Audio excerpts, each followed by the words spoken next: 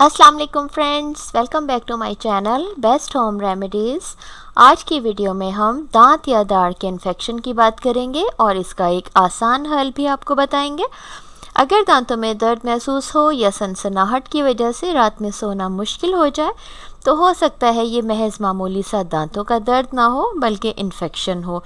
दांत के इन्फेक्शन की कई वजूहात हो सकती हैं। ये दांतों के इलाज जैसे क्राउन वगैरह के बायस भी हो सकता है। दांत या मसूड़े पर लगने वाली चोट भी इन्फेक्शन का सबब बन सकती है। कभी दांतों में होने वाली कोई कैविटी या सड़न इलाज न करने पर दांत के अंदरूनी हिस्से तक पहुंच जाती है, जिससे ये इन्फेक्शन हो सकता है।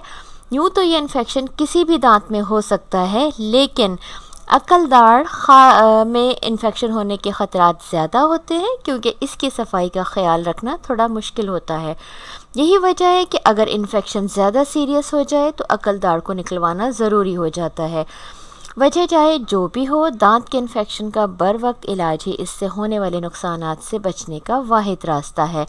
इसी मसले के हल के लिए आज हम आपसे एक सादा सा नुस्खा शेयर कर रहे हैं जो एंटीबायोटिक की तरह काम करता है। इसके लिए आपको 3 अज्जा की ज़रूरत होगी जो आप किसी भी पंसार शॉप से ख़रीद सकते हैं। आपको लेना है तारा मीरा 20 ग्राम, काली ज़ीरी 20 ग्राम, चाक्सू 20 ग्राम। तीनों अज्जा हम वज़न लेकर पाउडर बना लें। ये पाउडर 500 मिलीग्राम या 1000 मिलीग्राम के कैप्सूल्स में भर लें। ये कैप्सूल दिन में 3 बार खाने के 1 घंटे बाद पानी के साथ इस्तेमाल करें। इन्फेक्शन ख़त्म होने तक इन कैप्सूल का इस्तेमाल जारी रखें।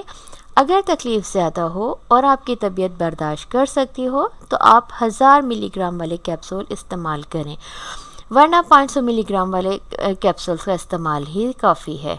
इसके साथ साथ चीनी और चीनी से बनी डिशेस का इस्तेमाल एतदाल में रहते हुए करें। दांतों की सफाई का ख़ास ख्याल रखें।